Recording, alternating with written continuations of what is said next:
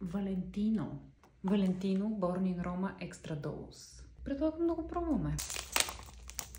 Не се сещам за по-приятен звук от това да разопаковаш парфюм. Картонената опаковка е страхотна. Леко е релефна, розова. Хайде да видим. Разбрах защо картонената опаковка е релефна. Самият флакон също е релефен, много приятен на допир. Флакон 10 от 10. Аромат 1000 от 10. Невероятен е.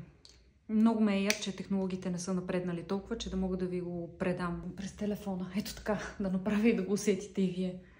Но пък винаги може да отидете до някой козметичен бутик и да го пробвате. На ароматът е страхотен. Добре, че от Валентино са ми написали пищов. Има доза ром, касис и ванилия.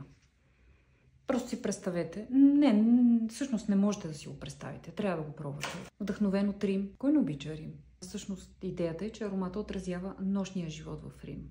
За мен нощния живот в Рим е да седна в някое спокойно заведение, на някои от тези малките площадчета, да си поръчам вино, да си взема нещо хубаво за хапване и просто да седя и да се наслаждавам на атмосферата. А ако има и някой уличен музикант, това е Рим. Това е Рим. Знам, че няма да ме разберете на български, но искам да ви кажа на вас и на самите Валентино, че са се справили страхотно.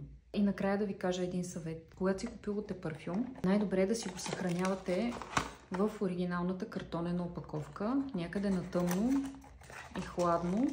Така му се запазват най-добре качествата. За мен е години наред. Аз не мисля, че парфюмите имат някакъв срок на годност. Пише, че 24 месеца след отваряне. Аз така или иначе мисля, че този парфюм няма да ви остане 24 месеца. То ще го изпръскате след няколко месеца. Той е толкова пристрастяващ, че е абсурд. Но просто си ги дръжте в картонената опаковка. Така е най-добре за аромата.